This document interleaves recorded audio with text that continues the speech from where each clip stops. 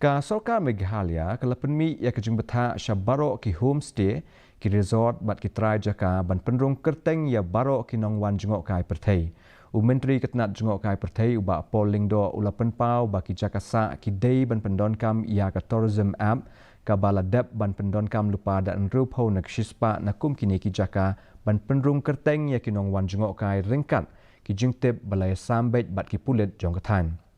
Kasoka kalakang persyaru ban aiwai kali shimet sya ki Nongjngohkai Pyrthei ban nya hi bat hagajuk kepor kalakmi banyak biang ya ke Meghalaya Resident Safety and Security Act lane MRSSA kenang ban pengklan ya ki kendon ban tek lakam mi kam sniu uba pol la banjur baka jingkit khli na ka benta kanu ke jingpen khen an kan ha ba ki tu ki nong penbiang jakasa lada omla ban Pynrung Kyrteng ya ki Nongjngohkai. We will ensure that all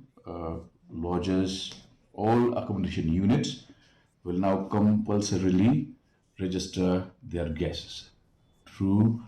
the tourism app, which is already available and which till today is being used by roughly 60% of the accommodation units. More importantly,